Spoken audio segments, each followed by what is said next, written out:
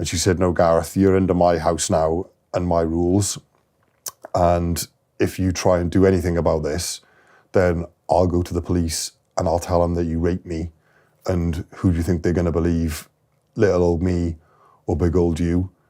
And that's the moment where I felt trapped.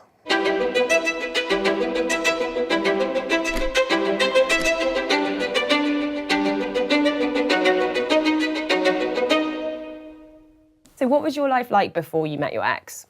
I had a couple of long-term relationships, and which had all been fine and just kind of ended, amicably. I think at this point, I was hoping that I could meet the right person and settle down and finally, make a life for myself and, children and all of that.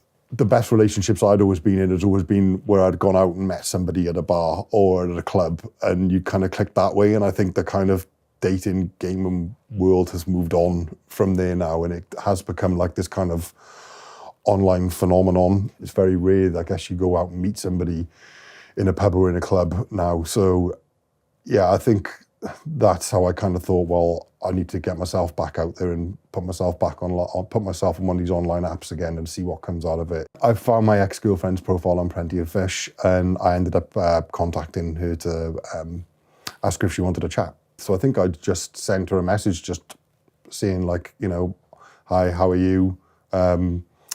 You're very good looking, and are you looking for a relationship? Are you single?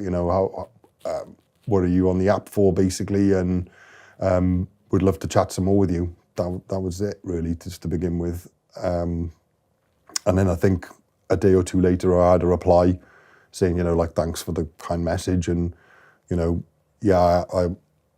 not really sure what I'm here for at the moment, as a lot of people do say these days. But we'll see how things go. And I'm open for a chat. And then it just kind of moved from there. And what did you do for your first time meeting? It was just a normal meal. Like, we were chatting, laughing, joking, a few drinks. And, there was she was kind of very affectionate to begin with. So kind of, she was really I think I had my hands on the table, and she'd already kind of put her hands over and was touching my hands already, and stroking my hands type thing. So it was kind of wow, this is, she's been very, really affectionate and laughy and jokey and just paying attention, being attentive. So I think that kind of took me a bit off guard, especially to begin with, because I would have thought that maybe we would have gone on a couple of dates first before it would have been so kind of overpowering with love. But to do it straight off the bat, I think that kind of took me aback a bit, but it also, I think, sucked me kind of in more as well. And how did the relationship progress from there?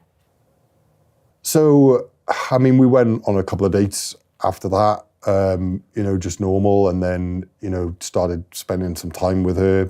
Go to the movies, you go out for a dinner, you go for drinks you start, socializing a little bit, and it was just normal, as you would expect normally things to progress. How quickly did you say to each other that you loved each other?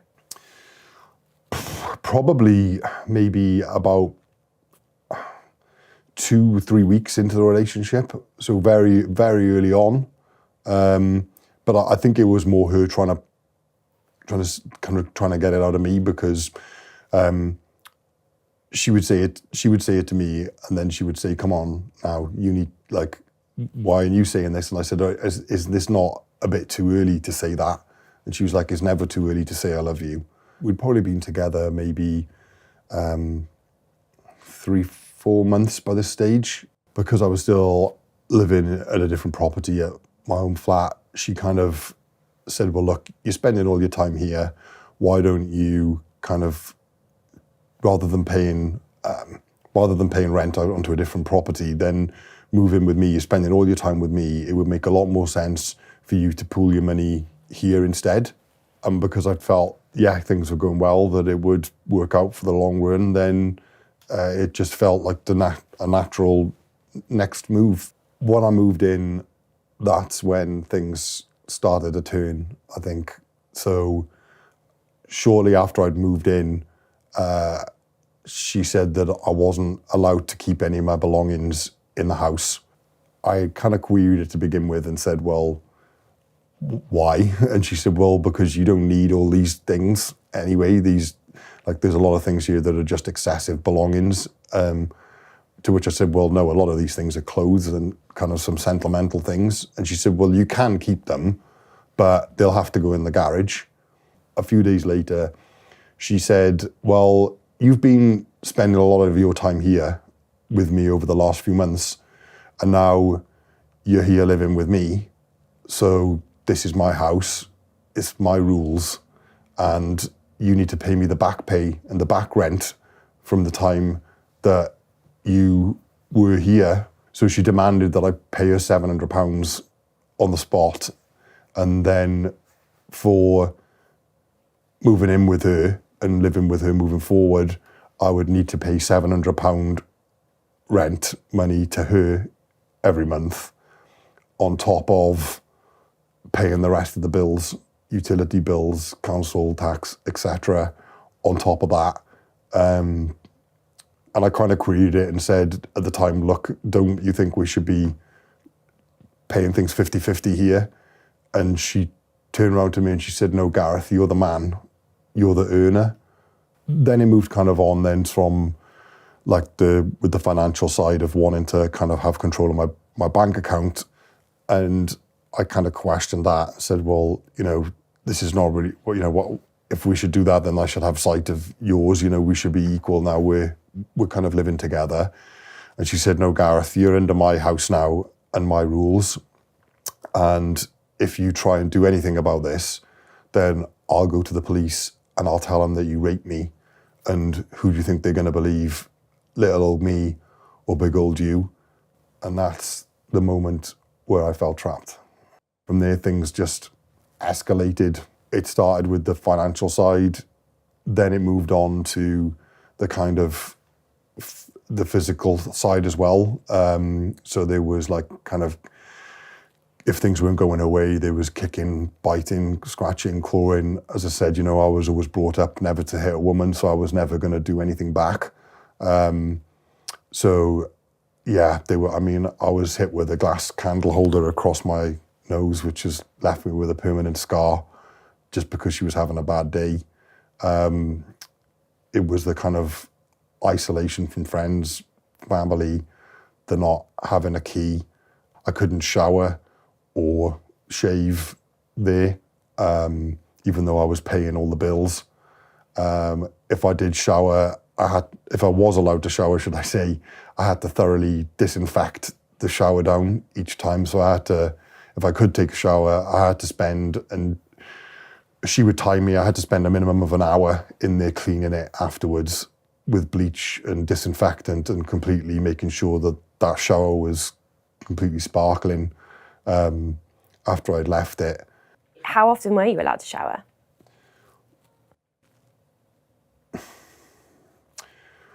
Once every 2 weeks, if I was lucky.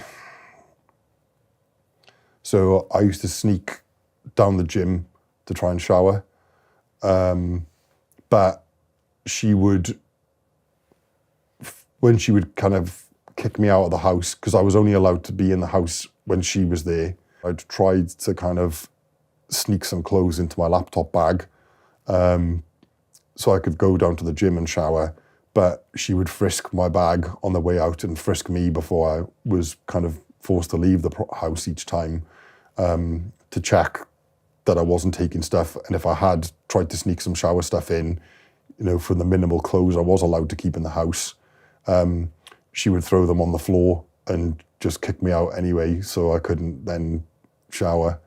And I suppose the biggest one was not being able to use the toilet. So, I wasn't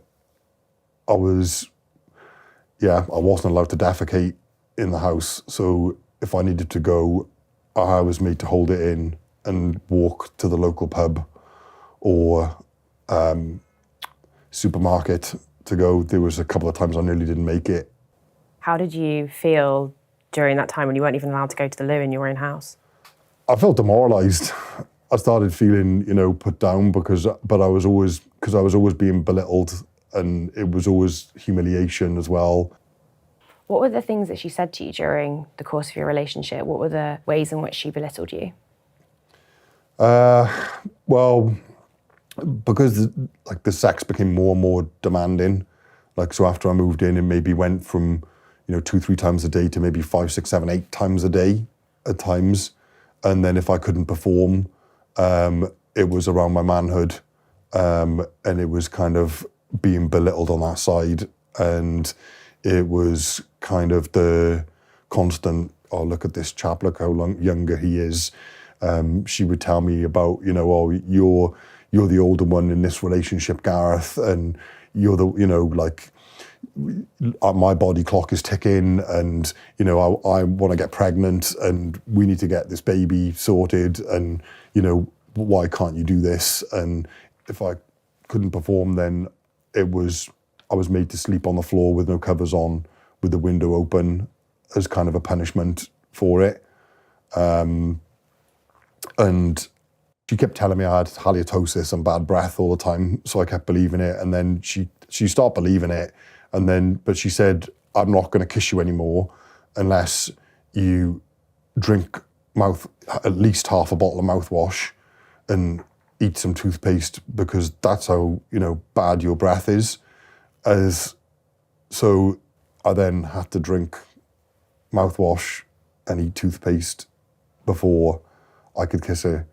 But yeah, it was the only way that because I wanted to kind of still try to show that love towards her, I felt that I have no choice but to do it. How often did she make you drink mouthwash? 2-3 times a week. Sometimes every other day. And tell me a bit about the food and her control of you eating. With the food stuff, so basically she'd said that I need to lose weight, that I was, a fat, overweight whale, and that I needed to get down to, I can't remember exactly, but it was kind of under 14 stone. I ended up losing 4.5 stone in 2 months, because she said to me, well, the only way to get around losing weight, Gareth, when I'd said, well, isn't it more about healthy eating and exercise? She said, no, the way you get around losing weight is not eating. I'm not stopping you from eating, but you're only going to eat what I eat and when I eat, and I better not catch you doing anything more than that. The thing is if I did get to eat something, it never really sat with me, because I think my stomach had shrunk so much that I just couldn't really digest food then. And plus I knew that if I did eat something, I couldn't go to the toilet anyway. So I just kind of thought, well, I may as well just not eat, because I can't use the bathroom if I do. So, even if it is just a salad, what's the point? So. What you're describing doesn't sound that kind of far off torture. Yeah, I think when I look back on it now, I think, you think, how could you treat another human being this way? But that is the whole control and coercive side of things, because it was, after I moved in, it was sudden but subtle, and it's the mind tactic, and it's what happens to begin with, and it's the very highs or very lows. There was never any middle ground. It was either really, really good or it was really, really bad. I remember we were away for a weekend in London, and we'd gone into Harrods, and she said to me, we're not leaving this store, Gareth, unless you buy me something expensive. And I kind of felt as if, well, what am I supposed to do here? I can't, And she said, no, I'm telling you, we're not leaving this store until you buy me something really expensive. And I remember I was wearing a jumper at the time, and she clawed me through my jumper, my sweater, so much that my arm started bleeding and blood started coming out of my arm up through my coat, because that's so hard. She grabbed my grabbed my arm, and then I had to go and do it. So, yeah. How much did you have to spend on the bag? £2,000. How did you feel after you'd done that? I mean, I felt, what do you say, you know? I felt sad, really. My mum used to tell me, you're being treated like a dog. Like, you know, well, actually a dog, because we had a dog and the dog was actually better treated than I was. You know, I remember one incident where I was supposed to go to the library and work, and I'd snuck down to my mum's to go and see my parents, because I think they were getting worried about me. When I went down there, I think I still had a bruise on my arm, and my mum asked me the question and said, like, where did you get that bruise from? And I tried to play it off as, you know, I was nothing. And she said, no, you don't, like, the position of that bruise on your arm, I think I tried to say that, I'd knocked it into a door or something like that.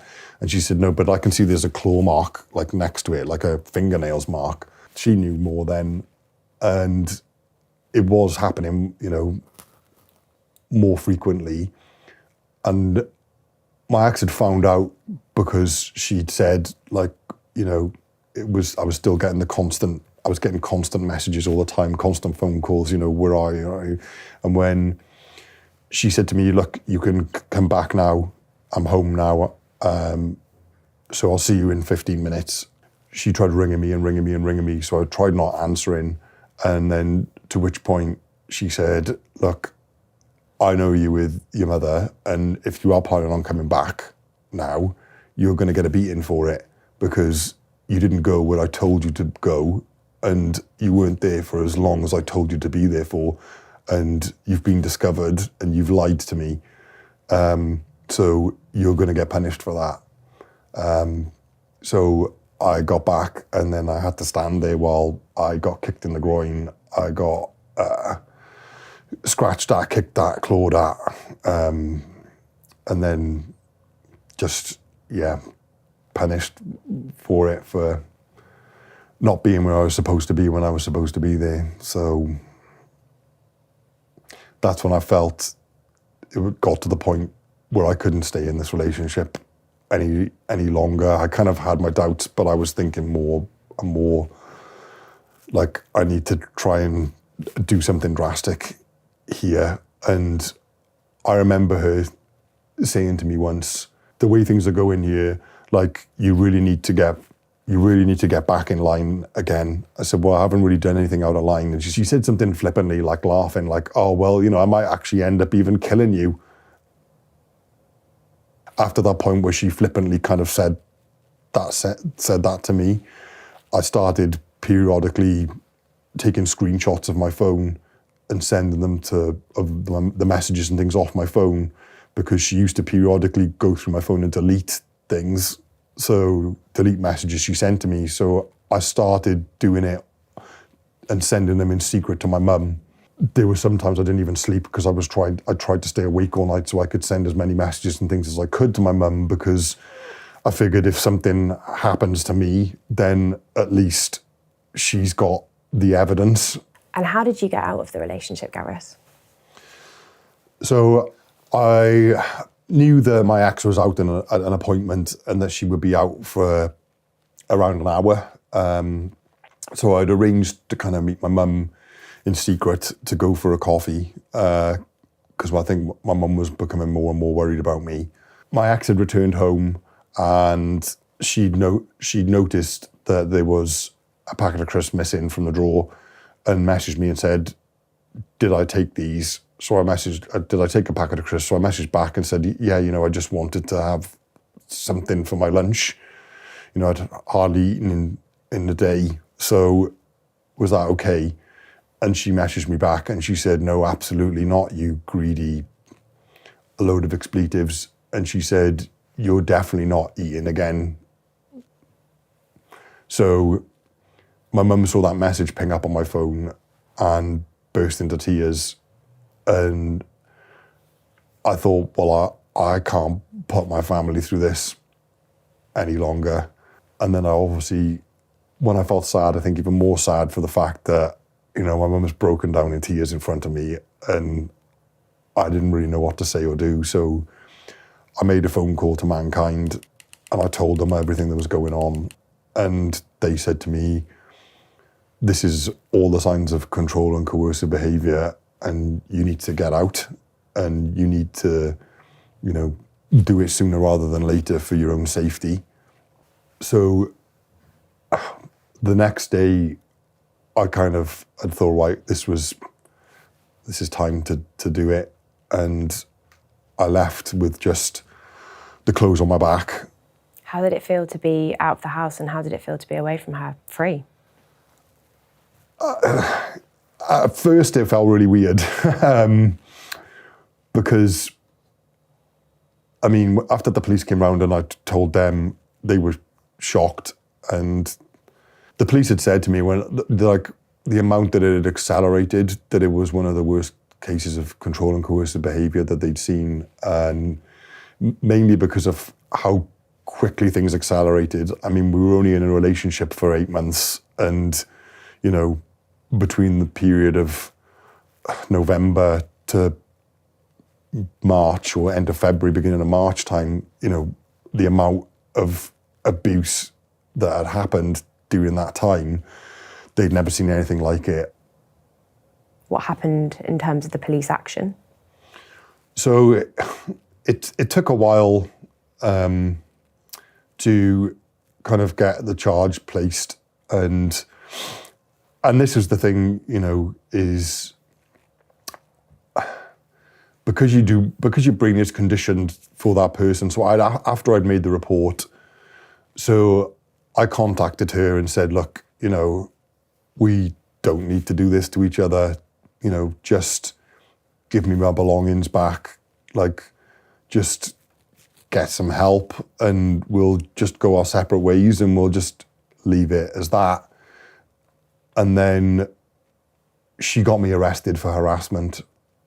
So then I was arrested, placed on bail. So we were both placed on bail against each other, which is during that time when I started having really negative thoughts and I became suicidal. I'd tried to walk out into traffic quite a few times and tried to do things with a knife and stuff in the kitchen. I tried to cut myself and things like that, when luckily I'd gone back with my parents and they'd stopped me at the time. And then they said, look, you know, and I recognised at that point that I needed help. And then I went through therapy. So I went through psychotherapy, which took a long time. It took probably at least a year. Like, these things don't solve overnight. You know, I knew it was going to be a long road, but I knew I needed to seek that help, you know, to get myself back on track again. I went through the therapy, and then as I was doing that, then they decided to place the charge on her and drop the charge against me. I had to write numerous statements during that time. It was kind of reliving it all the time. It was kind of going through, reliving all the evidence, everything, you know.